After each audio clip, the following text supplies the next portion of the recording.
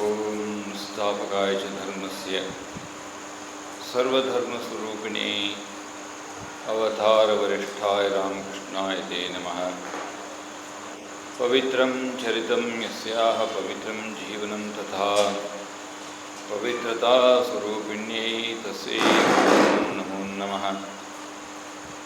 ನಮಃ ಶ್ರೀ ಯತಿರಾಜಾಯ ವಿವೇಕಾನಂದ ಸೂರ್ಯೇ ಸಚ್ಚಿತ್ ಸುಖಸ್ವರೂಪಾಯ ಸ್ವಾಮಿನೇ ತಾಪಹಾರಿಣೇ. ಓಂ ಸರ್ವಮಂಗಲಮಾಂಗಲ್ಯೇ ಶಿವೆ ಸರ್ವಾರ್ಥಸಾಧಿಕೆ ಶರಣ್ಯೇ ತ್ರ್ಯಂಬಕೆ ಗೌರಿ ನಾರಾಯಣಿ ನಮೋಸ್ತುತೆ.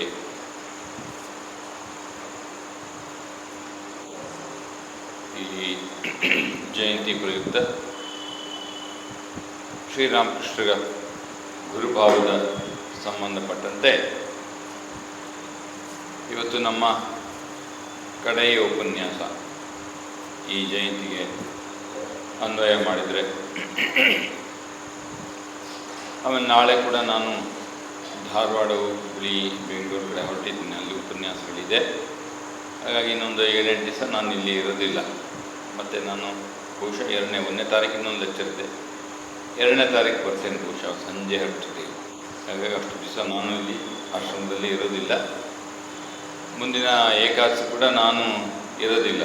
ನೆಕ್ಸ್ಟ್ ಏಕಾದಶಿ ಮಧ್ಯೆ ಬರೋದು ಯಾವಾಗಲೂ. ಏಕೆ ನಿಮ್ಗೆ ಬಂದರೆ ರಾಮನಾಮ ಮಾಡಿ, ಇಲ್ಲ ನಿಮ್ಮ ರೀತಿಯಾಗಿ ಮಾಡಿದ್ರೆ ನಾ ಬಂದಮೇಲೆ ಮತ್ತೆ ಕಂಟಿನ್ಯೂ ಮಾಡಿ. ಅದಕ್ಕೆ ಅದೇ ನೀವೆಲ್ಲ ಹಾಡೋದು ನಿಮ್ಮ ಕರೆಕ್ಟಾಗಿದೆ. ಅದೇನು ಅಂದರೆ ನೀವು ಶ್ರುತಿ ಇಟ್ಕೊಂಡು ಹಾಡೋದಲ್ಲ, ಅಂದರೆ ಹಾರ್ಮೋನಿಯಂ ಇಟ್ಕೋಬೇಕು, ಇಲ್ಲ ತಂಬೂರಿ ಇಡಬೇಕು. ಎರಡರಲ್ಲೂ ಒಂದಿರಬೇಕು. ತಂಬೂರಿ ಅಥವಾ ಹಾರ್ಮೋನಿಯಂ ಇಲ್ಲದೆ ಶ್ರುತಿ ಆಧಾರ ಇದೆ ಹಾಡೋದು ಸರಿಯಿಲ್ಲ ಜನರಲ್. ಅದಕ್ಕೆ ಹಾಡೋಕ್ಕೆ ಅಂದರೆ ಒಂದು ಶ್ರುತಿ ಬೇಸ್. ಯಾವುದು ಷಡ್ಜ, ನಿಮ್ಮ ಸ್ವರ ಸಾ ಯಾವುದು, ಷಡ್ಜ ಯಾವುದು? ಷಡ್ಜ ಅಂದರೆ ಸಾ. ಷಡ್ಜ ಒಂದು ಷಡ್ಜ ಇಟ್ಕೋಬೇಕು.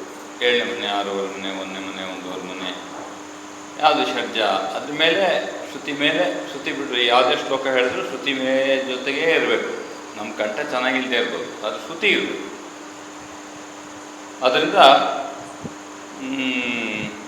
ಆ ರೀತಿಯಾಗಿ ಯಾರು ಸ್ವಲ್ಪ ಹಾಡು ಚೆನ್ನಾಗಿ ಕಲ್ತಿದ್ದರು ಅವ್ರು ಇದನ್ನು ಗಮನ ಇಟ್ಕೊಂಡು ಸ್ವಲ್ಪ ವ್ಯವಸ್ಥೆ ಮಾಡಿಕೊಂಡ್ರೆ ಚೆನ್ನಾಗಿರ್ತದೆ. ಹಾಗಾಗಿ ಮತ್ತೆ ನಾವು ಇವತ್ತಾದಮೇಲೆ ಮತ್ತೆ ನಿಮ್ಮ ಭೇಟಿ 2ನೇ ತಾರೀಕು ಮೇಲೆ ಆಗ್ತದೆ. ಈಗ ನಾನು ಶ್ರೀರಾಮಕೃಷ್ಣಕ್ಕೆ ಸಂಬಂಧಪಟ್ಟಂತೆ ಆ ಯೋಗಿನ ಉದಾಹರಣೆ ಎಲ್ಲ ಹೇಳಿ, ನಿನ್ನೆನೂ ಒಂದಷ್ಟು ಮೀರಾಬಾಯಿ ಇವರ ಉದಾಹರಣೆಗಳನ್ನೆಲ್ಲ ತೆಗೆದುಕೊಂಡು ಮಹಾಪುರುಷ ಸ್ವಾಮಿ ಶಿವಾನಂದರ ಉದಾಹರಣೆಯನ್ನು ನೋಡಿ, ಆಮೇಲೆ ದೇವೇಂದ್ರನಾಥ್ ಮಂಜುಮ್ದಾರ್ ಅವನ ಘಟನೆಯನ್ನು ನೋಡ್ತಾ ಇದ್ವಿ ನಾವು. ಇವತ್ತು ಕೂಡ ನಾನು ಅದಕ್ಕೆ ನೆನಪಿಟ್ಕೊಂಡು ಫಸ್ಟ್ ಹಾಡಿದೆ ಭವಸಾಗರ ತಾರಣ ಕಾರಣ ಹೇ ಅಂತ. ಅವನು ಬರೆದದ್ದು ಅದರಲ್ಲಿ ತವ ನಾಮ ಗುಣ ಸದಾ ಶುಭ ಹೇ, ನಿನ್ನ ನಾಮ ಯಾವಾಗಲೂ ಶುಭ. ಮಮ ಮಾನಸ ಚಂಚಲ ರಾತ್ರ ದಿನೇ ಬರ್ತದೆ. ಮಮ ಮಾನಸ ಚಂಚಲ ರಾತ್ರ ದಿನೇ, ಹಗಲು ರಾತ್ರಿ ಈ ಮನಸ್ಸು ಚಂಚಲನೇ. ಅದಕ್ಕೆ ಗುರುದೇವ ದಯಾಕರ ದೀನಜನೇ. ಇಲ್ಲಿ ಓಂಬ್ರೀಮೃತಮಲ್ಲಿ ಬರ್ತದೆ. ಸ್ವಾಮಿ ವಿವೇಕಾನಂದ ಪ್ರತಿ ಚರಣದ ಕೊನೆ ಓಂಬ್ರೀಮೃತ ಕೊನೆಯ ಸಾಲೇನು, ತಸ್ಮಾತ್ ತ್ವಮೇವ ಶರಣಂ ಮಮ ದೀನ ಬಂಧು. ಹೀಗೆಲ್ಲ ಇದೆ ನನ್ನ ಪ್ರಾಬ್ಲಮ್. ಫಸ್ಟ್ 3 ಲೈನಲ್ಲೇ ಹೇಳ್ತಾ ಇದ್ದಾರೆ. ಎಲ್ಲಿ ಏನು ಸ್ವಯಂ ಸ್ವಾಮಿ ವಿವೇಕಾನಂದ ಹೇಳ್ತಾ ಇದ್ದಾರೆ. ಈ ಓಂ ಹ್ರೀಂ ಋತಂ ತೊಮಚಲೋ ಗುಣಜೀತ್ ಗುಣೇಜ್ಯಃ ಇದೆಲ್ಲ ಗೊತ್ತಿದೆ. ನೀನು ಪರಬ್ರಹ್ಮ ಅಂತ ನಮಗೆ ತಿಳ್ಕೊಂಡಿದ್ದೇನೆ, ನೀನು ಸರ್ವಶಕ್ತ ಅಂತ ತಿಳ್ಕೊಂಡಿದ್ದೇನೆ. ಆದರೂ ಮನಸ್ಸಿನ ಕಡೆ ಬರ್ತಾ ಇಲ್ವಲ್ಲ, ಪ್ರಾಬ್ಲಮ್ ಅಲ್ಲಿ. ಈಗ ನಮ್ಗೆ ಗೊತ್ತಿದೆ ಆಶ್ರಮಕ್ಕೆ ಹೋಗಬೇಕು, ಹೆಚ್ಚು ಸಮಯ ಕಳಬೇಕು, ಜಪ ಮಾಡಬೇಕು, ಅಥವಾ ಇದು ಮಾನವ ಜನ್ಮದ ಉದ್ದೇಶ ಇನ್ನೂ ಉನ್ನತವಾದದ್ದಿದೆ ಅಂತ ಎಲ್ಲರಿಗೂ ಗೊತ್ತಿದೆ. ಅಥವಾ ಅಟ್ಲೀಸ್ಟ್ ಹೆಚ್ಚಿನ ಜನ ಯಾರೋ ಮಠ ಮಧ್ಯ ಸ್ವಾಮಿಗಳು ಅಥವಾ ಬೇರೆ ಬೇರೆ ರೀತಿಯಾಗಿ ಸಾಧು ಸಂತರ ಸಂಪರ್ಕ ಬಂದಿರ್ತಾರೋ ಅವ್ರಿಗೆಲ್ಲ ಗೊತ್ತಿದೆ ಅಲ್ವಾ. ಪ್ರಯತ್ನವೂ ಪಡ್ತಾ ಇರ್ತೇವೆ. ಆದರೆ ಪ್ರಯತ್ನ ಪಡ್ತಿದ್ರೂ ಕೂಡ ಯಾಕೆ ಒಂದು ಈ ಮನಸ್ಸಿನ ವಿಚಾರ ಬಂದಾಗ ಯಾವಾಗ ಹೇಗಿರುತ್ತೆ ಅಂತ ನಮ್ಮ ಕೈಲಿ ಇಲ್ಲ ಅಲ್ಲ. ಬಂದ ಮೇಲೇ ಅರ್ಥ ಆಗ್ತದೆ ಈ ಥರ ಪ್ರಾಬ್ಲಮ್ ಇತ್ತು ಮೈಂಡಲ್ಲಿ ಅಂತ. ನಿತ್ಯ ನಡ್ಕೊಂಡು ಹೋಗ್ತದೆ, ಅದರ ಪ್ರಾಬ್ಲಮ್ ಬಂದಾಗ ನಮ್ಗೆ ಅರ್ಥ ಆಗ್ತದೆ, ಓ ಇಷ್ಟೆಲ್ಲ ಪ್ರಾಬ್ಲಮ್ ಇದೆ ಅಂತ ಮೈಂಡಲ್ಲಿ. ಯಾವಾಗ ಹೇಗೆ ಬರ್ತದೆ ಅಂತ ಹೇಗೆ ಹೇಳ್ತೀರಿ?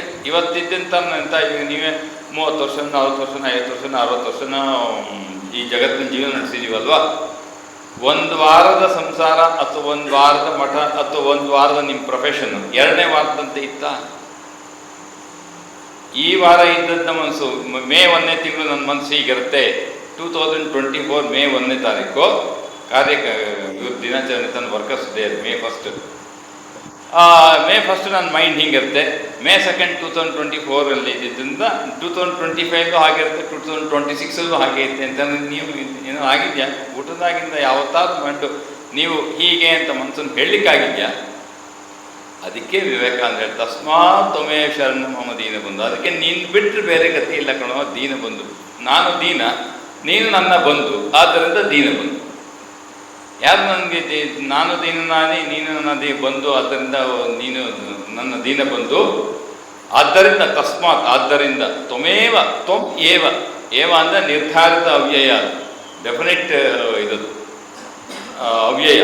ಏವ ಅಂದರೆ ನೀನೇ, ನೀನು ಅಲ್ಲ ನೀನೇ.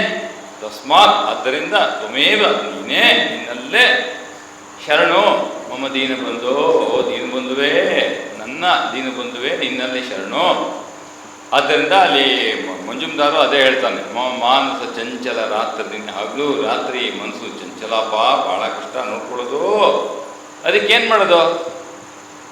ಗುರುದೇವ ದಯಾಕರ ದೀನ ಜನ. ನಾ ಕೇಳ್ಕೊಳಕ್ಕಾಗುತ್ತೆ ಇಷ್ಟೇ, ಈ ದೀನ ಮೇಲೆ ಸ್ವಲ್ಪ ದಯ ತೋರ್ಸಪ್ಪ, ಇಲ್ಲಾಂದ್ರೆ ಹೇಗೆ? ಅದಕ್ಕೆ ಹೋಲಿ ಮದರ್ ಹೇಳ್ತಾರಲ್ಲ, ಹೋಲಿ ಮದರ್ ಬಹುಶಃ ರಾಮಕೃಷ್ಣ ಸಾಧನೆ ಮತ್ತು ಒಂದು ತಮ್ಮ ಶಿಷ್ಯರನ್ನ ತಯಾರು ಮಾಡಿ ಅವರಷ್ಟೊತ್ತಿಗೆ ಅಲ್ಲಿ ಮುಗೀತು ಅವರ ಲೀಲೆ, ದೇಹದಿಂದ ಆಗುವಂಥ ಲೀಲೆ ನಿಲ್ತು. ಶ್ರೀಮಾತ್ ಅವ್ರು ಏನು ಮಾಡಿದ್ರು ನೋಡಿ, ಅವ್ರ ಜೀವನ ಓದ್ತಾ ಇದ್ದರೆ ಎಷ್ಟೆಷ್ಟೋ ಆಶ್ಚರ್ಯಕವಾದ ಘಟನೆಗಳಿದೆ. ಎಂಥ ಸಾಧಾರಣದಲ್ಲಿ ಸಾಧಾರಣ ಮನುಷ್ಯನೂ ಬಂದು ಆಮೇಲೆ ಪತನ ಹೊಂದಂಥ ಆಗಿನ ಕಾಲದ ಸಮಾಜದಲ್ಲಿ ತುಂಬ ಪ್ರಾಬ್ಲಮ್ ಇತ್ತು. ಈಗ ಬೇರೆ ಬೇರೆ ಥರ ಆಗಿನ ವಿಚಿತ್ರ.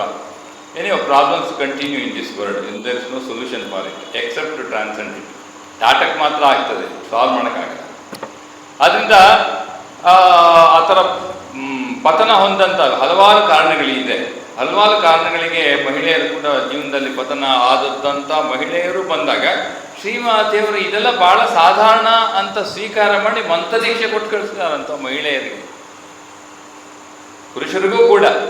As nothing. ಅದಕ್ಕೆ ಕೇಳ್ತಾರೆ, ಏನಮ್ಮ ನೀನು ಸ್ವಲ್ಪ ಆದರೂ ಹೇಳ್ಬಾರ್ದ ಅಂತ ಹೇಳ್ತಾರೆ. ಈ ಮನುಷ್ಯ ಈಸ್ ಸೋ ಕಾಂಪ್ಲೆಕ್ಸ್ ಅಂತಾರೆ. ಯಾವಾಗ ಯಾವ ಮನುಷ್ಯನಿಗೆ ಯಾವ ಸಂಸ್ಕಾರ ಜಾಗೃತ ಆಗಿ ಯಾವ ರೀತಿ ಅವನ ಕಾಲು ಎಳಿತವೆ ಅಂತ ಹೇಳಲಿಕ್ಕಾಗಲ್ಲ ಈ ಜೀವನದಲ್ಲಿ. ಯಾಕಂದರೆ ಸಂಸ್ಕಾರ ಮತ್ತು ನಮ್ಮ ಮನಸ್ಸಿನ ಆಳದ ಇಲ್ಲಿರ್ತಕ್ಕಂಥ ಹುಳಿ, ಕರಡಿ, ಚೇಳು, ಹಾವು ಇವೆಲ್ಲ ಯಾವಾಗ ಹೇಳ್ತಾವೆ ಏನು ಹೇಳಲಿಕ್ಕಾಗುತ್ತೆ. I am telling with respect to God realisation. ದಯವಿಟ್ಟು ತಿಳ್ಕೊಳ್ಳಿ, ನಿತ್ಯ ಜೀವನದಲ್ಲಿ ಒಂದಷ್ಟು ನೈತಿಕ ಮೌಲ್ಯಗಳು ಎಲ್ಲರೂ ಪಾಲಿಸ್ತಾರೆ. ಅಂದರೆ ಆಶ್ರಮಪುರವರು ಅಷ್ಟಂತೂ ಇದ್ದೇ ಇರ್ತವೆ, ಅದು ಇದ್ದೇ ಇರ್ತದೆ. But when you say spiritual life things ಸಾಧಾರಣ ಅಂದ ತಕ್ಷಣ ಸ್ವಲ್ಪ ಭಾಳ ಸೂಕ್ಷ್ಮ ಆಗ್ತದೆ. ಹಲವಾರು ಮನಸ್ಸಿಗೆ ಪ್ರಲೋಭನೆಗಳು ಬರ್ತವೆ, ಬೇರೆ ರೀತಿ ಬರ್ತಾವೆ. ಹೆಂಗೆ ಸಿಕ್ಕಾಕೊಂಡು ಗೊತ್ತಾಗುತ್ತೆ ನಾವು ಸಿಕ್ಕಾಕೊಂಡಿದ್ದೀವಿ ಅಂತ. ಆದ್ದರಿಂದ ಶ್ರೀಮಾತೆಯವರು ಹೇಳ್ತಾರೆ, ಅಪ್ಪ ಇಂಥ ಎಲ್ಲ ಸಂದರ್ಭದಲ್ಲಿ ಯಾವ ಮಾನವನಿಗೆ ಯಾವ ರೀತಿ ಯಾವ ತೊಂದರೆ ಯಾವಾಗ ಬರುತ್ತೆ ಅಂತ ಹೇಳೋಕ್ಕಾಗಲ್ಲ. ಅದಕ್ಕೆ ನಾನು ಎಲ್ಲರನ್ನೂ ಸ್ವೀಕರಿಸ್ತೇನೆ. ಹೋಲಿ ಮದರ್ ಲೈಫಲ್ಲಿ ನೀವು ಪೂರ್ತಿ ಓದಿ, ವಚನ ವೇದ ಓದಿ, ಎಂತೆಂಥ ಆಶ್ಚರ್ಯವಾದ ಘಟನೆಗಳಿದೆ ಹೋಲಿ ಮದರ್ ಲೈಫಲ್ಲಿ, ಶ್ರೀಮಾತೆಯವ್ರ ಜೀವನದಲ್ಲಿ. ಆದ್ದರಿಂದ ಇದು ತಿಳಿದಂಥ ಎಲ್ಲ ಋಷಿಗಳು ಅದಕ್ಕೆ ಸಾಧಾರಣ ನಮ್ಮಂಥವ್ರಿಗೆ ಅದಕ್ಕೆ ಹೇಳ್ತಾರೆ, ಅದಕ್ಕೆ ಒಂದು ದಾರಿಯನ್ನು ಹಾಕ್ಕೊಟ್ಟಿದ್ದಾರೆ. ತಸ್ಮಾತ್ ತ್ವಮೇವ ಶರಣಂ ಮಮ ದೀನಬಂಧು. ಇಲ್ಲ ವಿವೇಕಾನಂದ ಯಾಕೆ ಅದು ಹೇಳಬೇಕಿತ್ತು? ಈಗ ನಿರ್ವಿಕಲ್ಪ ಸಮಾಧಿ ಹೊಂದಾಗಿದೆ ಸ್ವಾಮಿ ವಿವೇಕಾನಂದರು. ಆದ್ದರಿಂದ ಅವರು ಹೀಗೆ ಒಂದು ಹೊಸ ಸಾಧನೆ ಮಾಡಬೇಕಾದಿಲ್ಲಲ್ಲ, ಆದದ್ದೇ ಸಿದ್ಧಿಯಾಗಿದೆ. ಆದರೂ ಕೂಡ ನಮ್ಮನ್ನೆಲ್ಲ ಗಮನದಲ್ಲಿಟ್ಕೊಂಡು ಅವರು ರಚನೆ ಮಾಡಿ ಶ್ರೀರಾಮಕೃಷ್ಣರಿಗೆ ಆ ಸ್ತೋತ್ರದಲ್ಲಿ ತಸ್ಮಾತ್ ತ್ವಮೇವ ಶರಣಂ ಮಮ ದೀನಬಂಧು, ತಸ್ಮಾತ್ ತ್ವಮೇವ ಶರಣಂ ಮಮ ದೀನಬಂಧು. 4 ಚರಣ ಕೊನೆಯ ಸಾಲದಲ್ಲಿ ಇದೇ ಹಾಕಿದ್ದಾರೆ ಓಂ ಹ್ರೀಮೃತಮಲ್ಲಿ. ಖಂಡನ ಭಾವಬಂಧನಲ್ಲಿ ಇಡೀ ಶ್ರೀರಾಮಕೃಷ್ಣರ ಅವತಾರದ ತತ್ವದ ಒಂದು ಸಂಕ್ಷಿಪ್ತ ಪರಿಚಯವನ್ನು ಮಾಡಿಕೊಟ್ಟಿದ್ದಾರೆ. ಯಾಕೆ ನಮಗೂ ಅವನಿಗೂ ಈ ಸಂಬಂಧವನ್ನು ಕಲ್ಪಿಸಿ ಮನಸ್ಸು ಚೊಕ್ಕ ಶುದ್ಧ ಆಗಲಿಕ್ಕೆ ಇದು ವ್ಯವಸ್ಥೆ. ಹಾಗಾಗಿ ನಾವು ಭವಸಾಗರ ತಾರಣ ಹೇಳಬೇಕಾದ್ರೂ ಕೂಡ ಇದೇ ಭಾವವನ್ನು ದೇವೇಂದ್ರ, ಯಾಕೆ ನಾವು ಜೀವನದಲ್ಲಿ ಇದನ್ನೆಲ್ಲ ಅನುಭವಿಸ್ಕೊಂಡು ಬಂದಿದ್ದಾನೆ ದೇವೇಂದ್ರನಾಥ್ ಮಂಜುಮ್ದಾರ್. ಅವನ ಲೈಫ್ ಎಕ್ಸ್ಪೀರಿಯನ್ಸಸ್ಸೇ ಅದು ರಿಫ್ಲೆಕ್ಟ್ ಆಗಿರೋದು. ಅವನು ಇನ್ನೂ ಸಾಕಷ್ಟು ಬೇರೆ ಬೇರೆ ಶ್ಲೋಕಗಳಿದೆ, ಕೇವಲ ಭವಸಾಗರ ತಾರಣಲ್ಲಿ ಇನ್ನೂ ಒಂದಷ್ಟು ಜ್ಯೋತಿಲಿ ಇದೆ. ನೀವು ಬೇರೆ ಬೇರೆ ಸಮಯದಲ್ಲಿ ಬೇಕಾದ್ರೆ ಹಾಡನ್ನ ಅದಕ್ಕೆ. ಅದರಿಂದ ಅದನ್ನು ನಾವು ಬೆಳಗ್ಗೆ ಇವತ್ತು ಮೊದಲನೇ ಸಲ ಭವಸಾಗರದಿಂದ ಶುರು ಮಾಡಿದ್ವಿ. ನಾವು ಪೊನ್ನಪೇಟೆಯಲ್ಲಿದ್ದಾಗ ಬೆಳಗ್ಗೆ ಪುರುಷೋತ್ತಮಂಜಿ ಜೊತೆಗೆ ಸೇರಿದಾಗ ಪ್ರತಿ ದಿವಸ ಬೆಳಗ್ಗೆ 6:15 ಇದು ಕಂಪಲ್ಸರಿ. ಭವಸಾಗರ ತಾರಣದಿಂದನೇ ಶುರುವಾಗ್ತಿತ್ತು. ಬೆಳಗ್ಗೆ 6:15 7:00 ಪ್ರಾರ್ಥನೆ ಇತ್ತು ಪೊನ್ನಪೇಟೆಯಲ್ಲಿ ಬೆಳಗ್ಗೆ. ನಾವು ಬ್ರಹ್ಮಚಾರದ 40 ಜನ ಇದ್ವಿ. ಹಾಗಾಗಿ 1 hour ಬೆಳಗ್ಗೆನೇ ಚಾಂಟಿಂಗ್ ಇರ್ತಿತ್ತು. ಚಾಂಟಿಂಗ್ ಫಸ್ಟ್ ಹಾಡು ಇದೆ ಭವಸಾಗರ ತಾರಣ. ಆಮೇಲೆ ಹೇ ರಾಮಕೃಷ್ಣ ಅದು ಕೂಡ 2ನೇ ಕಂಪಲ್ಸರಿ ಇರ್ತಿತ್ತು. ನಮಗೆ ಅಭೇದ ಅಂದ್ರೆ ಬರ್ತಕ್ಕಂಥ ಶ್ಲೋಕ. ಇವತ್ತು ಸಮಯ ಆಗಲಿ 1 hour ಶಾರ್ಟ್. ಭಜನೆಗೆ ತುಂಬ ಕಡಿಮೆ ಆಯಿತು ಸಮಯ. ನೆಕ್ಸ್ಟ್ ಟೈಮ್ ಸ್ವಲ್ಪ ಚೇಂಜ್ ಮಾಡಿ. ಫಸ್ಟ್ ಟೈಮ್ ನಾನು ನೋಡಿದ್ದು ಸ್ವಲ್ಪ ಬೇಗ ಶುರು ಮಾಡಿ ಇನ್ನೊಂದಷ್ಟು ಸೇರಿಕೊಂಡು ಮಾಡ್ಕೋಬೋದು. ಹಾಗಾಗಿ ಇದು ಪ್ರತಿ ದಿವಸ ನಮ್ಗೆ ಹಾಡಿಸ್ತಾ ಇದ್ರು ಸ್ವಾಮೀಜಿ ನಾವು ಪೊನ್ನಪೇಟೆಯಲ್ಲಿದ್ದಾಗ. ಯಾಕೆ ಪ್ರತಿ ದಿವಸ ಬರಬೇಕಲ್ಲ, ಮನಸ್ಸಿಗೆ ಎಷ್ಟೇ ಹೇಳಿದ್ರು ಮತ್ತೆ ನನ್ನ ಅಹಂಕಾರವೇ ಮತ್ತೆ ಮೇಲ್ಗಡೆ ಬರ್ತದೆ. ನಾನು ಮಾಡಿದೆ ಎಲ್ಲೋ ಅದು ಪೆಟ್ಟು ತಿಂತಾನೆ, ಅದನ್ನ ಮತ್ತೆ ಮತ್ತೆ ಮತ್ತೆ ನೆನ್ಪು ಮಾಡ್ಕೊಳ್ತಾ ಅಪರೂಪಕ್ಕೆ ನೆನ್ಪು ಮಾಡಿಕೊಂಡ್ರೆ ಮನಸ್ಸಿಗೆ ಸಂಸ್ಕಾರ ಆಗುತ್ತೆ. ಸಂಸ್ಕಾರ ಆಗಬೇಕಂದ್ರೆ ನಿತ್ಯ ಅಭ್ಯಾಸ. ಅಪರೂಪಕ್ಕೊಮ್ಮೆ ಅದು ಸಂಸ್ಕಾರ ಆಗುತ್ತೆ, ಅದು ನಿಧಾನಕ್ಕಾಗ್ತದೆ. ಅದರಿಂದ ಇದನ್ನು ಪ್ರತಿ ದಿವಸ ಹೇಳಿಸ್ತಾ ಇದ್ದೆ.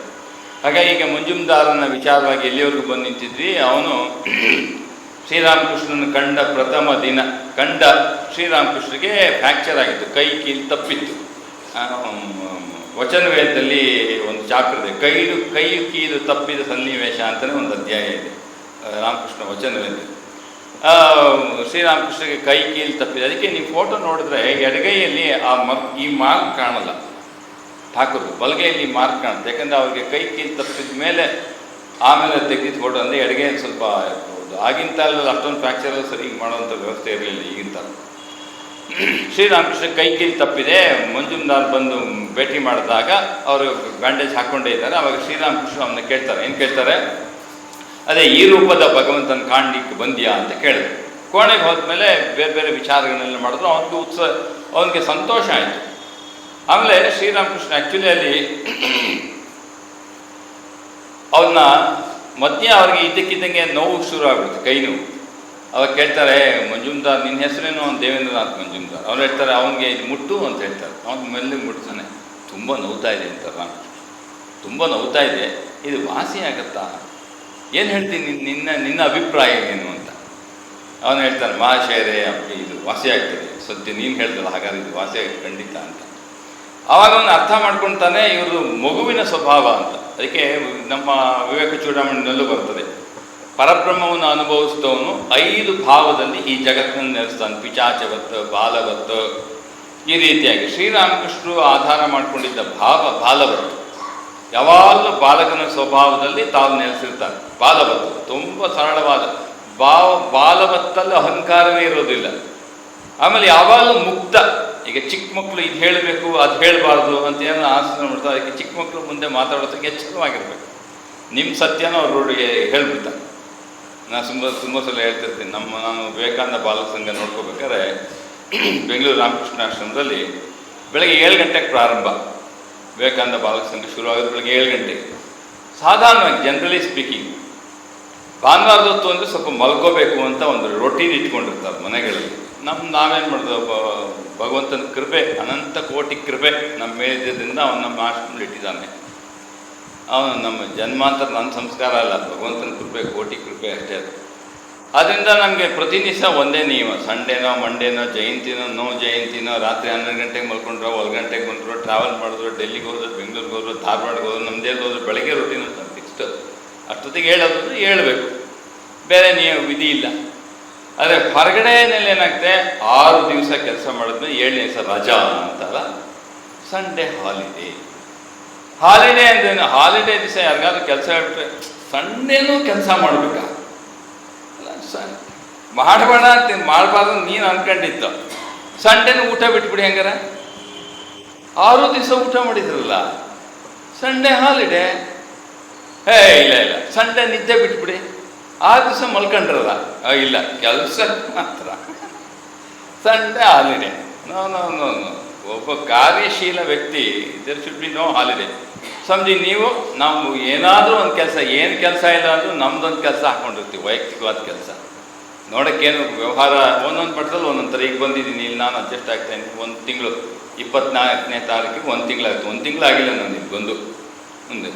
ಅದೇ ಇಲ್ಲಿ ಏನು ಮಾಡೋದು, ಈಗ ನಾನು ಎಷ್ಟು 30 ವರ್ಷದಲ್ಲಿ ಒಂದು ಆಶ್ರಮದಿಂದ ಇನ್ನೊಂದು ಆಶ್ರಮಕ್ಕೆಲ್ಲ ಹೋಗ್ತಾ ಇರ್ತೀವಿ. ಎಲ್ಲೆಲ್ಲೋ time table, routine, food, weather ಎಲ್ಲ ಬದಲಾಗ್ತದೆ. ಆಮೇಲೆ ರೊಟೀನ್ ಚೇಂಜ್ ಮಾಡ್ಕೊಳಕ್ಕಾಗತ್ತಾ? ನಾವು we keep our selves busy with our own ideas and thinking, our own habits. ಅದಕ್ಕೆ ಈಗೇನು ಮನೆಗಳಲ್ಲಿ ಭಾನುವಾರ ಸರಿ ಏನು ಮಾಡೋದು, ಮಕ್ಕಳಿಗೆ 7 ಗಂಟೆಗೆ ಬರಬೇಕು. ಸ್ವಲ್ಪ ದೂರ ಇರ್ತದೆ. ಚಿಕ್ಕ ಮಕ್ಕಳು ಬಿಡಬೇಕು. ಯಾರು ಬರಬೇಕು ಅಂತ? ಅಪ್ಪ ಬರಬೇಕು, ಅಮ್ಮ ಬರಬೇಕು. ಅಪ್ಪ ಅಮ್ಮ ಗೇಟ್ ಹತ್ರ ಬರ್ತಿರ್ತಾರೆ, ಯಾಕೆ ಸ್ನಾನ ಮಾಡಿರಲ್ಲ. 7 ಗಂಟೆಗೆ ಇನ್ನೂ ಸ್ನಾನ ಆಗಿರಲಿಲ್ಲ. ಮಗು 7 ಗಂಟೆಗೆ ಬರಬೇಕು. ನಾನು ಗೇಟ್ ಹತ್ರ ನಿಂತ್ಕೊಳ್ತಿದ್ದೆ. ಲೇಟಾಗಿ ಬಂದರೆ ಬೈಸ್ಕೊಳ್ತಾರೆ ನನ್ನ ಹತ್ರ. ನಾನು ಅಲ್ಲಿ ನಿಂತು ಸ್ವಲ್ಪ ಗದರ್ತಾ ಇದ್ದೆ. ಬೇಗ ಏನು 7 ಅಂದರೆ 6:55ಗೆ, 7 ಅಂದರೆ 7 ಗಂಟೆ ಅಲ್ಲ, 7 ಅಂದರೆ 6:55 ಅಂತ. 7 you should start your routine. It's not that you come at 7 start at 7:05. No, ಅದು ಹೆಂಗಾಗ್ತದೆ? ನೋ 7 ಅಂದರೆ 7ಕ್ಕೆ ಶುರು ಆಗಬೇಕು ಅಂತ. ಸರಿ, ನಾನು 6:45ಗೆ ಗೇಟ್ ಹತ್ರ ನಿಂತ್ಕೊಳ್ತೇನೆ. ಓಡ್ಬಾರ್ದು, ಹಂಗೆ ಬರೋದು, ಹಿಂಗೆ ಬರೋದು. ಆಮೇಲೆ ಕೆಲವರು 7 ಕಾಲ ಆಯ್ತು, 7 ಹೊತ್ತಾಯ್ತು, 7:20, 7:15 ಆದರೂ ಬರ್ತಾನೆ ಇರ್ತಾರೆ.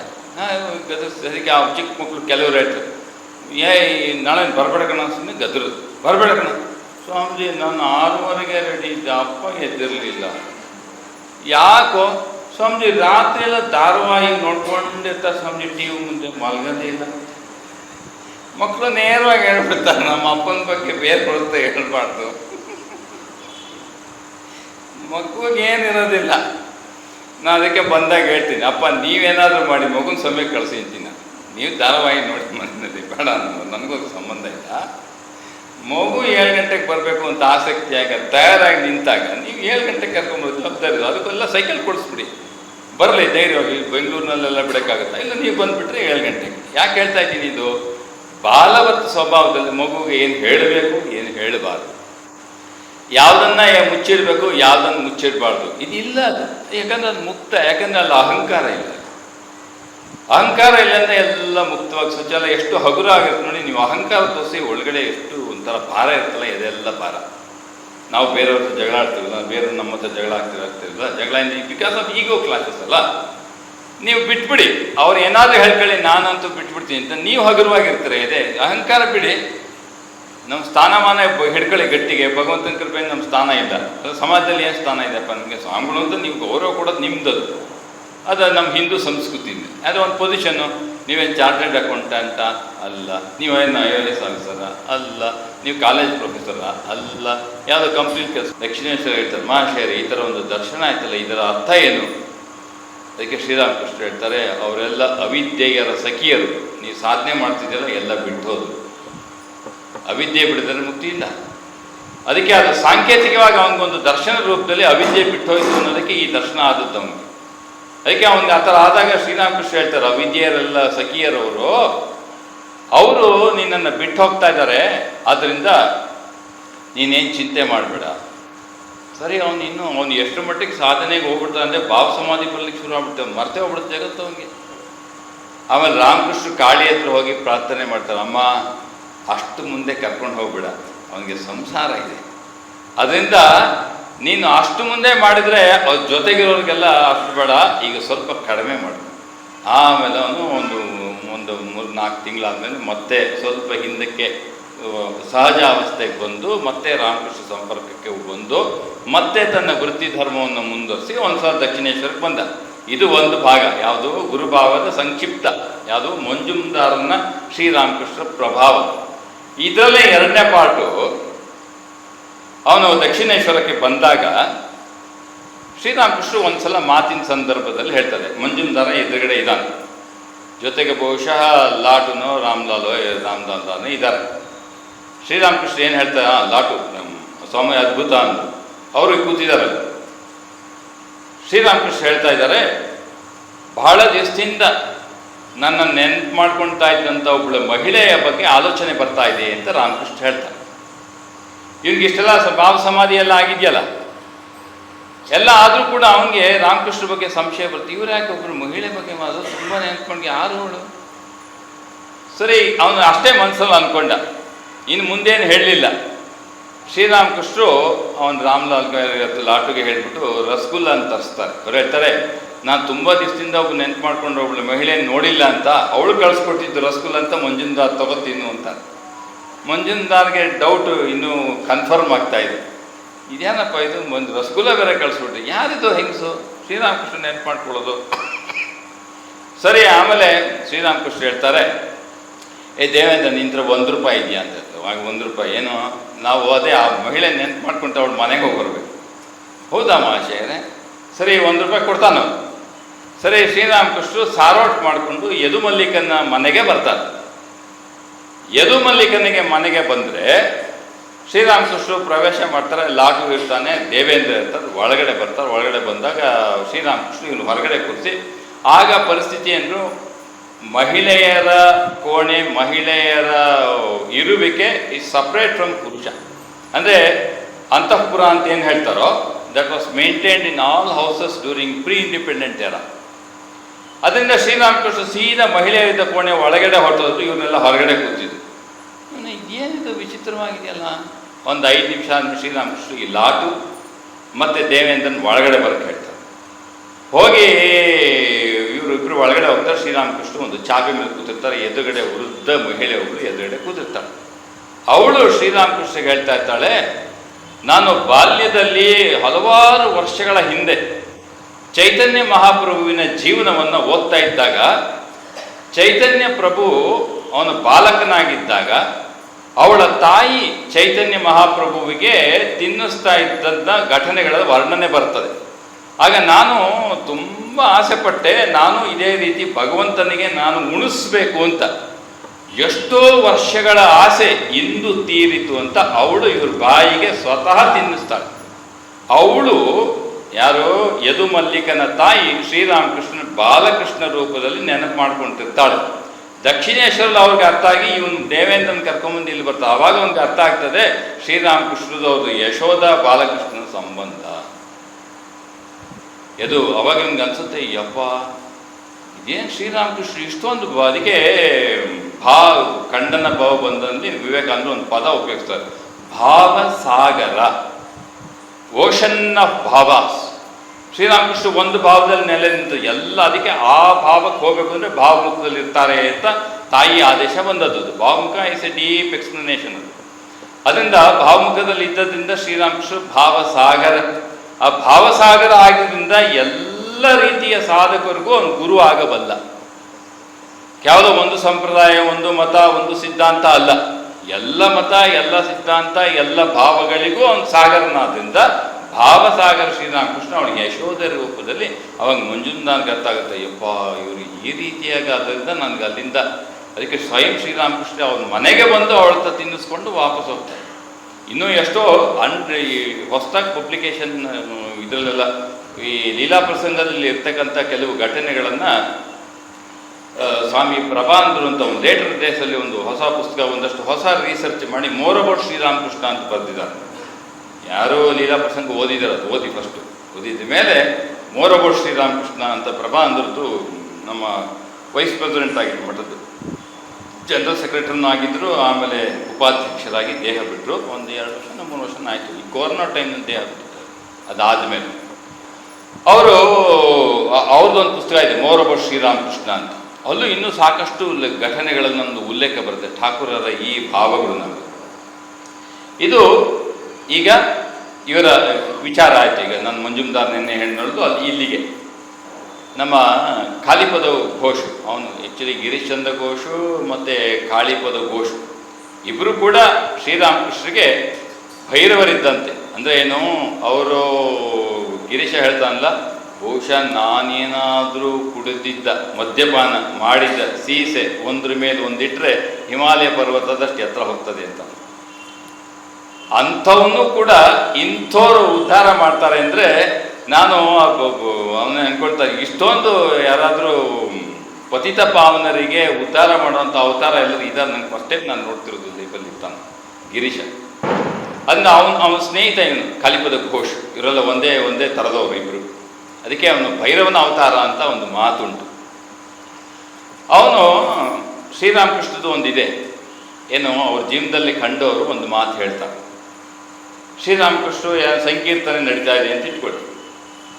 ಸಂಕೀರ್ತನೆ ಕೇಳಿದ ತಕ್ಷಣ ಅವ್ರೇನಾಗುತ್ತೆ, ಸಮಾಧಿಗೆ ಹೋಗ್ತಾರೆ ಅಲ್ಲ. ವಚನವೇದ ತುಂಬ ಸಲ ಬರ್ತೀವಿ, ಈಗ ಸಮಾಧಿಗೆ ಹೋದ್ರು ಮತ್ತೆ ಬರ್ತಾ ಇರ್ತೀವಿ. ಇಲ್ಲಿ ಮುಖ್ಯವಾಗಿ ಸಂಕೀರ್ತನೆ ಅಥವಾ ಅವ್ರಿಗೇನೋ ಒಂದು ವಚನ, ಅಥವಾ ನರೇಂದ್ರ ಹಾಡ್ತಾ ಇದ್ದಾನೆ ಅಥವಾ ಯಾರೋ ಭಗವಂತನ ಬಗ್ಗೆ ಮಾತಾಡ್ತಾರೆ, ತಕ್ಷಣ ಸಮಾಧಿಗೆ ಹೋಗ್ಬಿಡ್ತಾರೆ.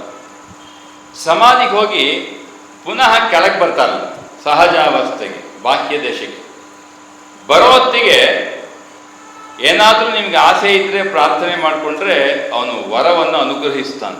ಅವನು ಕೆಳಗಿಳಿಯೋದನ್ನು ನೋಡಿಕೊಂಡು ನಿಮ್ಗೆ ಬೇಕಾದ ಕೇಳಿದ್ರೆ ಅವನು ಅನುಗ್ರಹಿಸ್ಬಿಡ್ತಾನೆ ಪೂರ್ಣ. ಇದನ್ನು ಕಾಳಿಪದ ಗೋಷ್ಠಿ ಹೇಳಿದ್ದಾನೆ. ನೋಡಿ, ಶ್ರೀರಾಮಕೃಷ್ಣ ನೀನೇನಾರ ಹೋದಾಗ ಸಮಾಧಿಗೆ ಹೋಗಿದ್ದೆ ಕಾಯ್ತಾ ಇದೆ, ಸಮಾಧಿ ಇಳಿತಾ ಇದ್ದಾರೆ, ತಕ್ಷಣ ಅವ್ರ ಪಕ್ಕಕ್ಕೆ ಹೋಗಿ ಕೂತ್ಕೋ, ಗಟ್ಟಿಗೆ ಹಿಡ್ಕೊಂಡು ನಿಂಗೆ ಏನು ಬೇಕೋ ಕೇಳು, ಅವ್ನು ಖಂಡಿತ ನಿಂಗೆ 100ಕ್ಕೆ 1000 ಪಟ್ಟು ಕೊಟ್ಬಿಡ್ತಾರೆ ಠಾಕು. ಸರಿ, ಇವನು ಒಂದು ದಿವಸ ಅವಕಾಶ ಕಾಯ್ತಾ ಇದ್ದ, ಅವನ ಅದೃಷ್ಟಕ್ಕೆ ಅವಕಾಶ ಬಂತು. ಇವನು ಹೋಗಿದ್ದ, ರಾಮಕೃಷ್ಣ ಸಮಾಧಿಗೆ ಹೋದ್ರು, ಅವ್ರಿಗೆ ಕೈಲಿ ಇಳಿಯೋದಕ್ಕೆ ಕಾಯ್ತಾ ಇದ್ದ. ಶ್ರೀರಾಮಕೃಷ್ಣರು ಸಹಜ ಅವಸ್ಥೆಗೆ ಇಳಿತಾ ಇದ್ದಾರೆ. ಅವಾಗ ಇವನು ಹೋಗಿ ಅವ್ರ ಹತ್ರ ಹೋದ, ಶ್ರೀರಾಮಕೃಷ್ಣನ ಮುಟ್ಟಿದ. ಆಮೇಲೆ ಅವ್ರಿಗೆ ಇನ್ನೇನು ಬಾಹ್ಯ ಪ್ರಜ್ಞೆ ಬರ್ತಾ ಇದೆ. ಅವಾಗ ಅವನು ಪ್ರಾರ್ಥನೆ ಮಾಡಿ ಕೇಳ್ತಾನೆ, ಮಹಾಶಯರೇ, ನಂದೊಂದು ಪ್ರಾರ್ಥನೆ ವರ ಬೇಕಿತ್ತು ನಿಮ್ಮಿಂದ.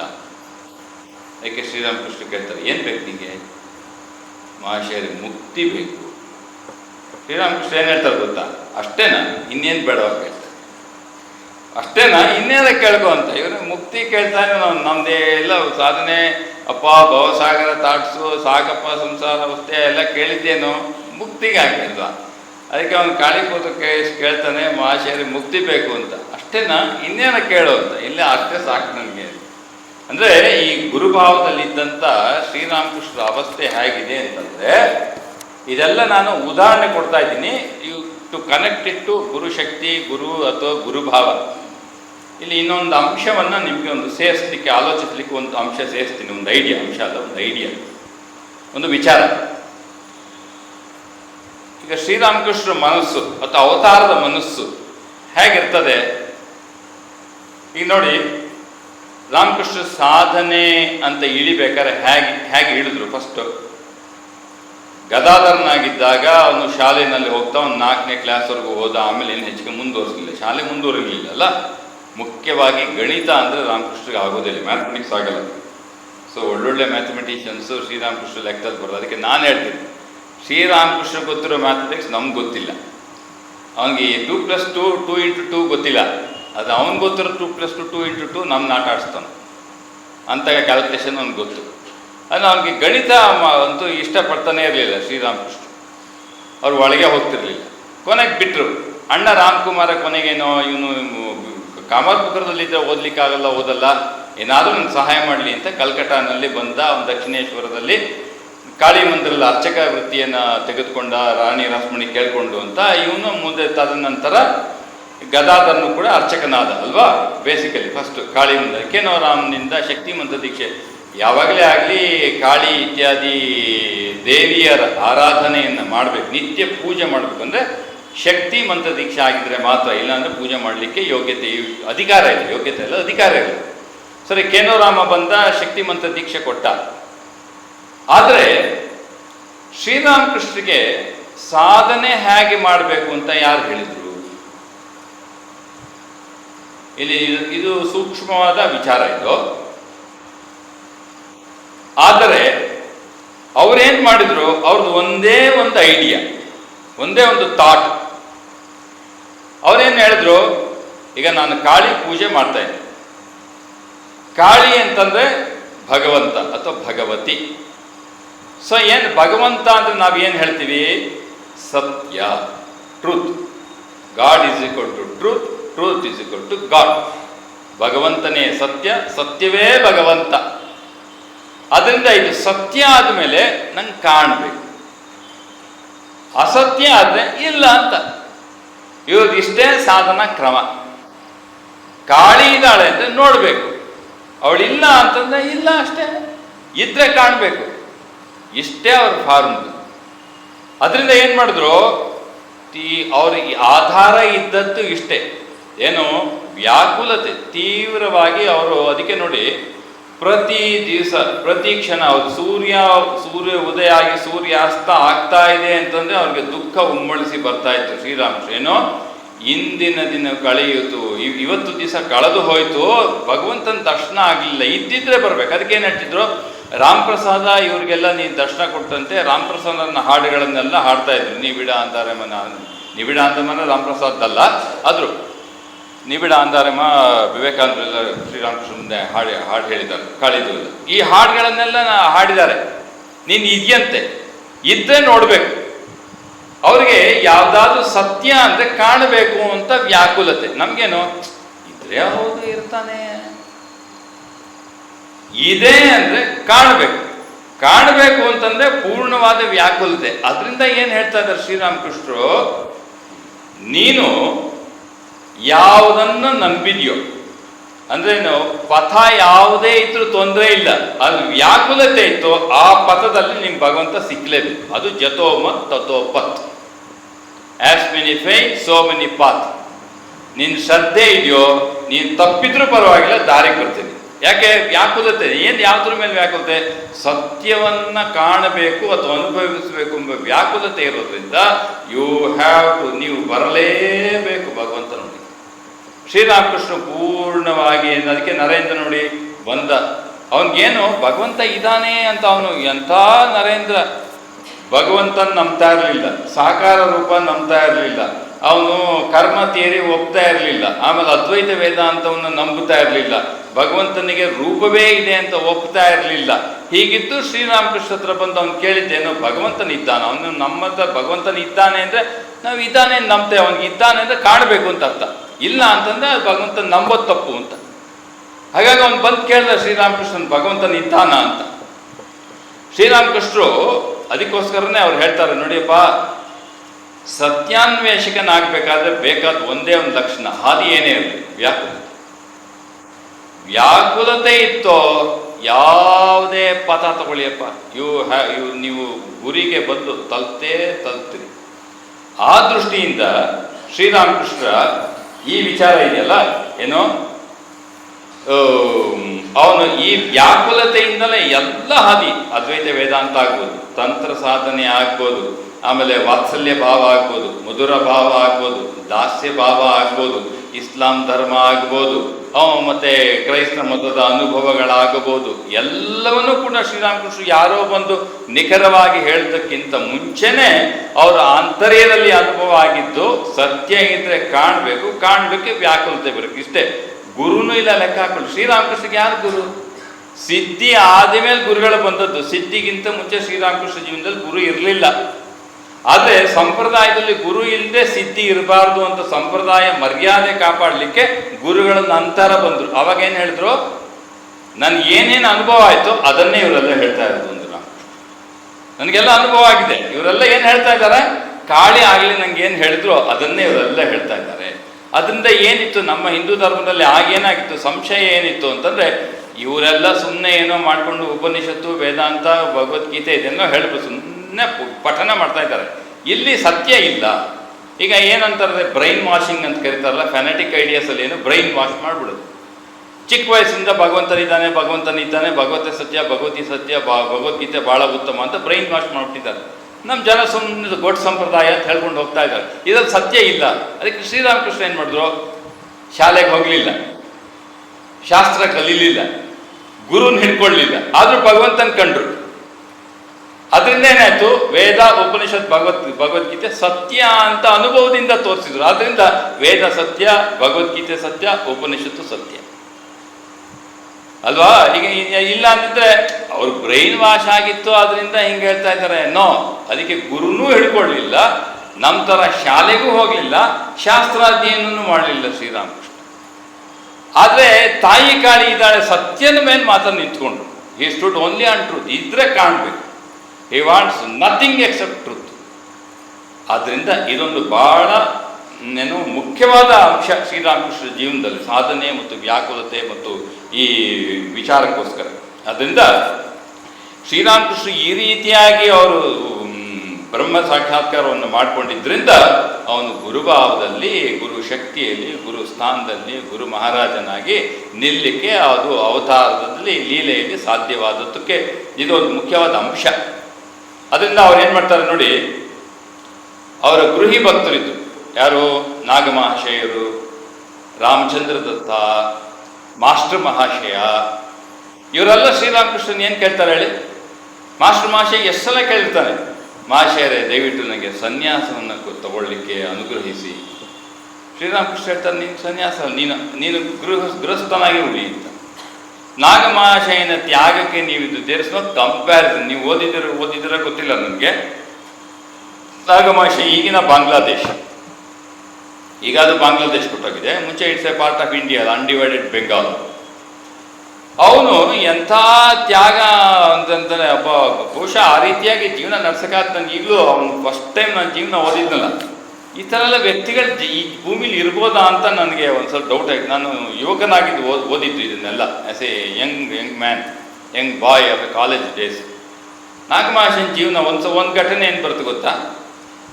ಅವನೇನೋ ಆಟ ಆಡೋತ್ತಿಗೆ ಸ್ನೇಹಿತರು ಮಾಡ್ತಾರೆ, ಇಲ್ಲ ನೀವೇನು ಬ್ಯಾಂಕ್ ಮ್ಯಾನೇಜರ, ಇಲ್ಲ ನಮ್ದೇನು ಪೊಸಿಷನ್ನೇ ಇಲ್ಲ.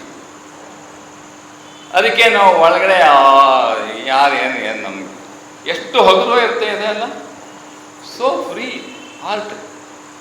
ಅದನ್ನ ಯಾಕೆ ಬಾಲವತ್ತ, ಅದನ್ನ ಸಹಜವಾಗಿ ಭಾವದಲ್ಲಿ, ಅದಕ್ಕೆ ಅವನೇನು ಮಾಡ್ತಾನೆ ಶ್ರೀರಾಮಕೃಷ್ಣ, ಆ ಬಾಲವತ್ತ ಈ ವಿಲ್ ಆಲ್ವೇಸ್ ರಿಮೈನ್ ಇನ್ ಬಾಲಕನಾಗಿರ್ತಾನೆ.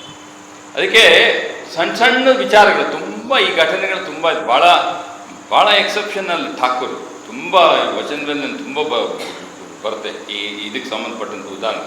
ಅದಕ್ಕೆ ಈಗ ದೇವೇಂದ್ರನಾಥ್ ಮಂಜುನಾಥ್ನ ಅವ್ನು ಕೇಳ್ತಾ ಇದ್ದಾನೆ, ಏನೋ ಆ್ಯಸ್ದೋ ಅವ್ನು ಭಾಳ ದೊಡ್ಡ ಫಿಸಿಷಿಯನ್ನು, ಅವನೇನೋ ಎಲ್ಲ ಕೈಯೆಲ್ಲ ಸರಿ ಮಾಡ್ತಾನೆ, ಅವನ್ನ ಕೇಳ್ತಾರೆ. ಬಂದವರು ರಾಮಕೃಷ್ಣ ಕೈ ಕೀಲ್ತ ಸನ್ನಿವೇಶದಲ್ಲಿ ಯಾರೇ ಬಂದು ಅವ್ರಿಗೆ ಆ ಸನ್ನಿವೇಶದಲ್ಲಿ ಇದ್ದಾಗ ಅವನಿಗೆಲ್ಲ ಕೇಳ್ತಾರೆ, ನೋಡು ನಾನು ಆ ಬೇಲಿ ಒಂದು ಭಾವದಲ್ಲಿದ್ದೆ, ಬಿದ್ದೋದೆ, ಆ ಬೇಲಿ ಹತ್ರ ಕೈ ಕೀಲ್ ತಪ್ಪೋಗ್ಬಿಟ್ಟಿದೆ, ಏನು ಹೇಳ್ತೀವಿ, ವಾಸನೆ ಆಗುತ್ತಾ?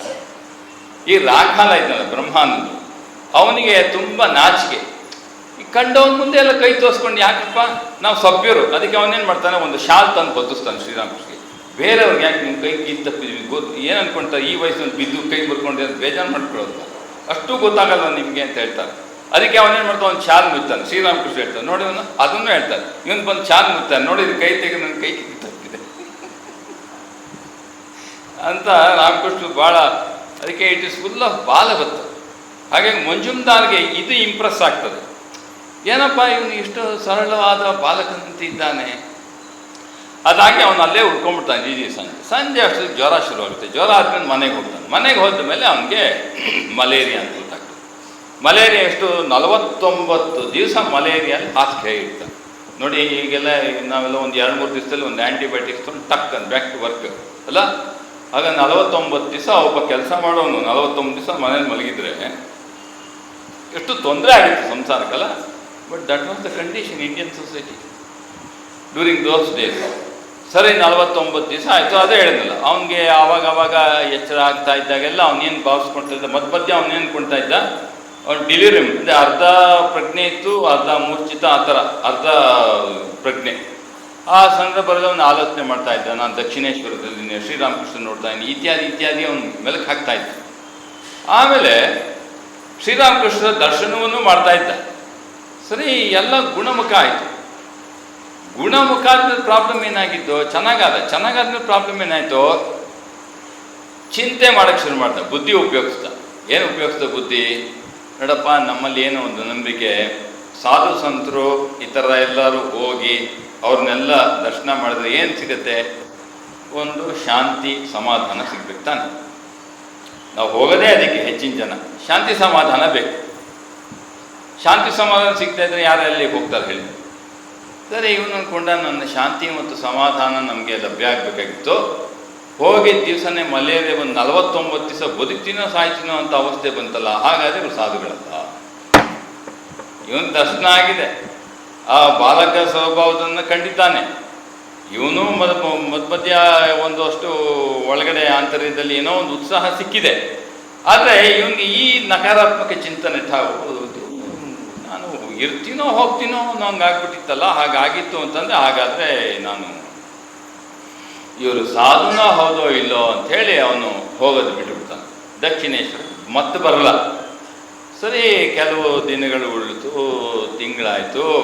ಅವನಿಗೆ ಯಾವಾಗ ರಾಮಕೃಷ್ಣ ಹುಡ್ಕೊಂಡ್ಬಂದಿದ್ದು ಹೇಳಿ, ಆ ಸೂರ್ಯೋದಯನ ಕಂಡು ಅವನಿಗೇನು ಅನ್ನಿಸ್ತು, ಭಗವಂತನನ್ನು ಕಾಣಲಿಕ್ಕೆ ಒಬ್ಬ ಗುರು ಬೇಕು ಅಂತ. ಅದಾದಮೇಲೆ ಖಾಲ್ನಾನಲ್ಲಿ ಇವರು ಭಗವಾನ್ ದಾಸ್ ಬಾಬಾಜಿ ನೋಡ್ಕೊಬೇಕು ಅಂತ ಹೋದ. ಅಲ್ಲಿಂದ ರಾಮಕೃಷ್ಣ ಹತ್ರ ಬಂದ. ಶ್ರೀರಾಮಕೃಷ್ಣ ಹತ್ರ ಬಂದಮೇಲೆ ಆ ಉತ್ಸಾಹ ಬಂತು. ಈ ಮಲೇರಿಯಾ ಹೋದ್ಮೇಲೆ ಮತ್ತೆ ಅವನಿಗೆ ಭಗವಂತನ ಕಾಣಬೇಕು ಅಂತ ಉತ್ಸಾಹ ತಗ್ಗಿಬಿಡ್ತು.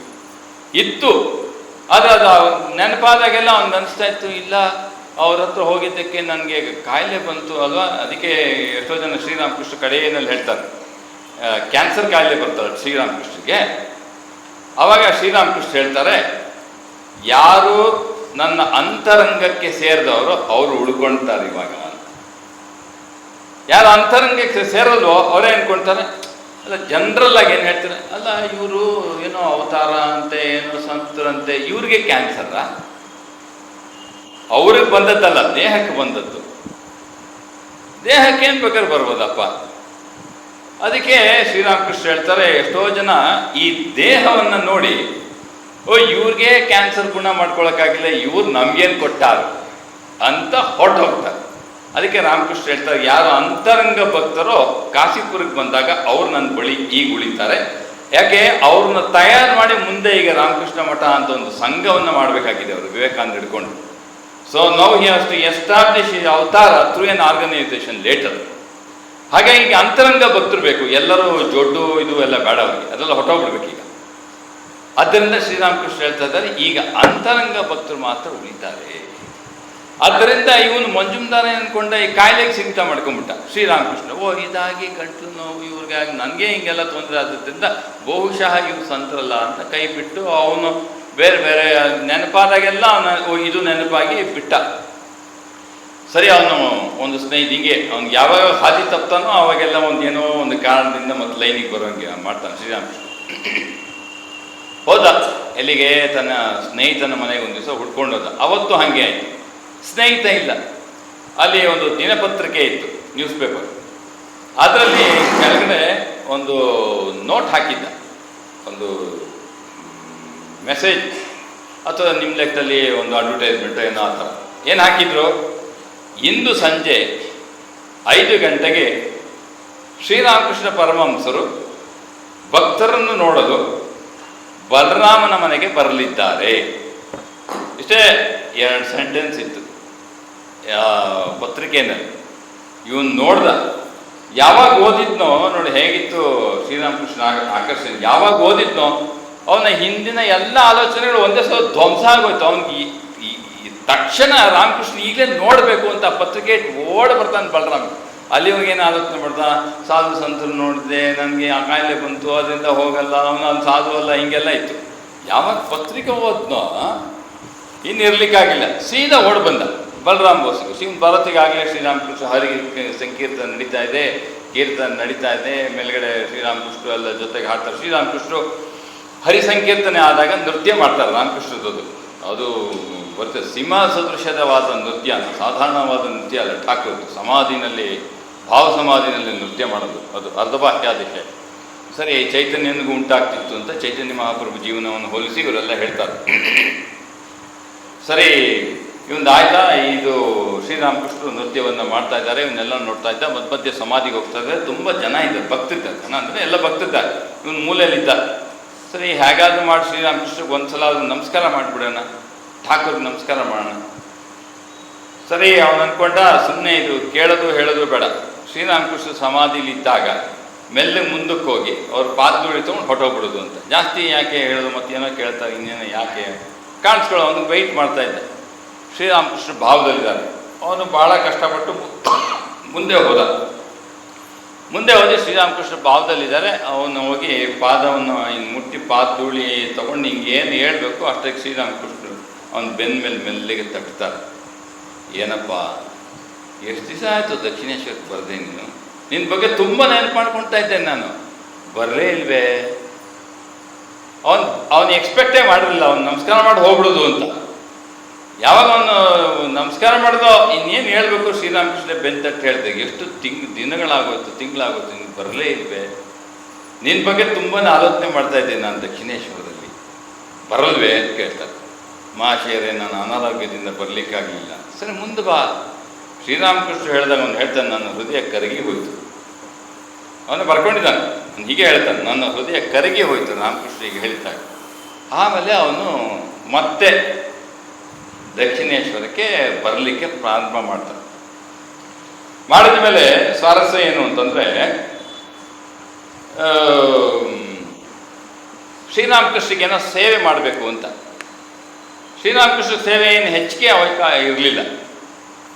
ಸರಿ, ಇವನು ಹೋದಾಗ ಅವ್ರಿಗೆ ಕಾಲು ತಮ್ಗೆ ನೀರು ತೊಗೊಂಡೋಗೋದು, ಅಲ್ಲೆಲ್ಲ ಅವಾಗೆಲ್ಲ ಸರ್ವೆ ತೋಪ್ ಮನೆಗೆ ಹೋಗಬೇಕು. ಅಂದರೆ ಈಗಿಂತ ನಿಮ್ಗೆ ವ್ಯವಸ್ಥಿತವಾದ ಒಂದು ವಾಶ್ರೂಮ್ ಎಲ್ಲ ಇರ್ತಿರ್ಲಿಲ್ಲ, ಎಲ್ಲ ಹೊರಗಡೆನೆ.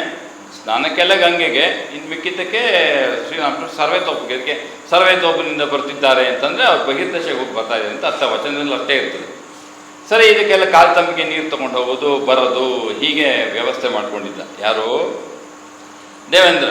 ಅದಕ್ಕೆ ಶ್ರೀರಾಮಕೃಷ್ಣ ಅವನಿಗೆ ಹೇಳ್ತಾರೆ, ಓ ದೇವೇಂದ್ರ, ನೀನು ರಾಮಕೃಷ್ಣ ಒಂದು ಸಲ ಹೋಗಿ ಬರೋ ಹೊತ್ತಿಗೆ ಅವ್ನು ಪಂಚವಟಿಲಿ ಧ್ಯಾನ ಕೂತಿರ್ತಾನೆ. ಅದಕ್ಕೆ ಶ್ರೀರಾಮಕೃಷ್ಣ ಅವ್ನಿಗೆ ಹೇಳ್ತಾನೆ, ನೋಡು, ನೀನು ಈ ರೀತಿಯಾದ ತಪಸ್ಸೆಲ್ಲ ಮಾಡೋ ಅವಶ್ಯಕತೆ ಇಲ್ಲ. ಚೈತನ್ಯ ಮಹಾಪ್ರಭು, ಯಾಕಂದರೆ ಅವನು ವೈಷ್ಣವರಿಂದ ಬಂದದ್ದಲ್ಲ, ಅದಕ್ಕೆ ಶ್ರೀರಾಮಕೃಷ್ಣ ಗೊತ್ತು. ನೋಡು, ನೀನು ಬೆಳಗ್ಗೆ ಸಂಜೆ ಹರಿಸಂಕೀರ್ತನೆಯನ್ನು ಮಾಡು, ಇನ್ನೇನು ಮಾಡಬೇಕಾದ್ದಿಲ್ಲ ನೀನು. ಯಾಕಂದರೆ ಅವನು ಗೃಹಸ್ಥಾಶ್ರಮ, ಮನೆಯಲ್ಲಿ ಬಡತನ ಇದೆ.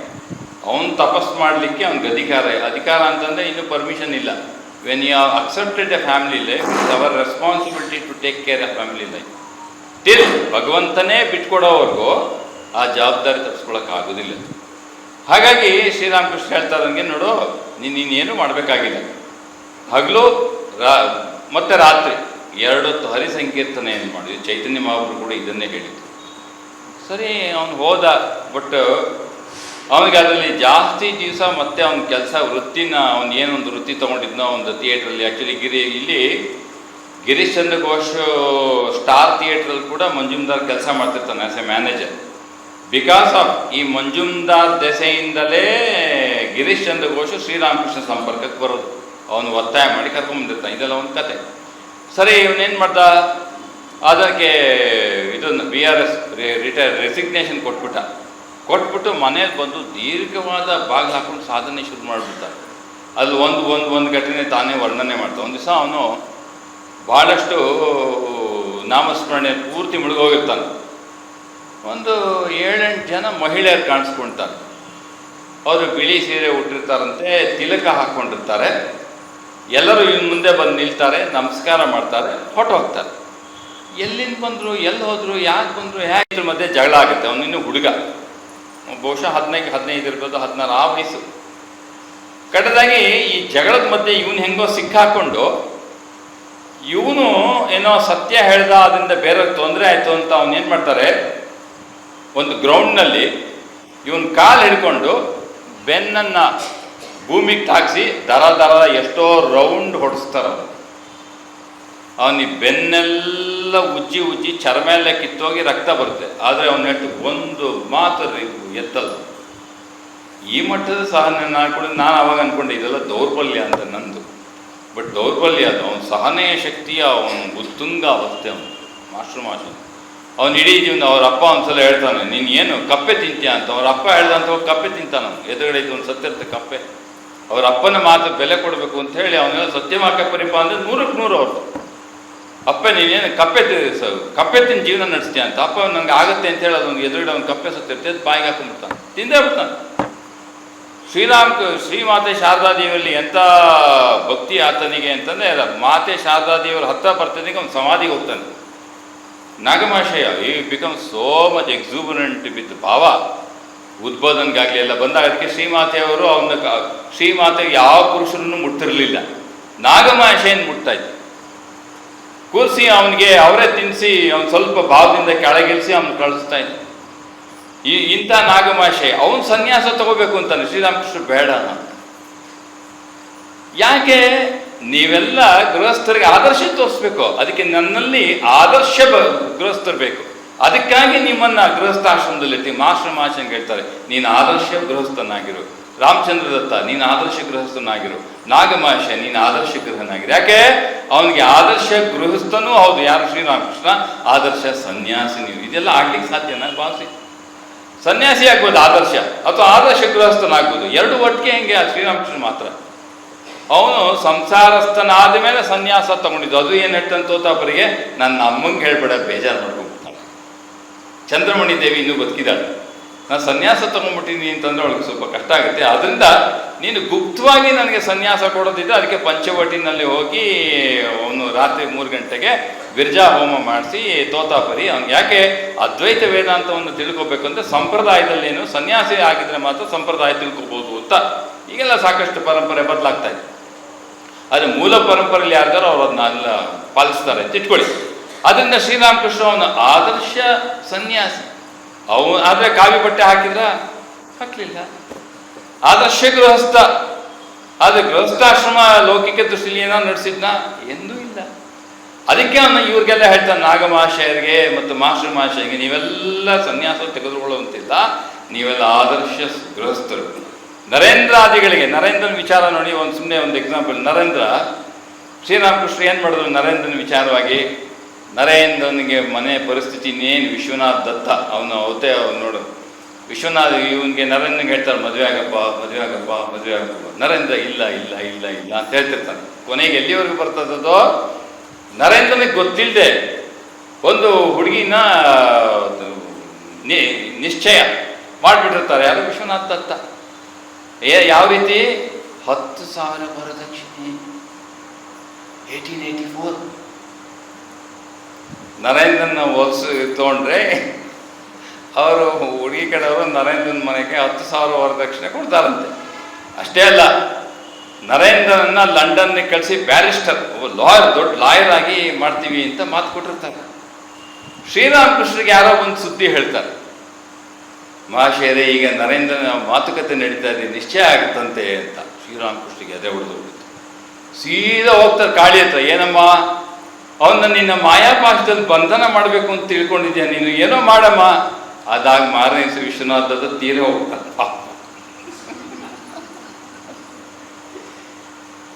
ಅದಾಗಲೇ ಮುರಿಸೋಗ್ಬಿಡುತ್ತದು.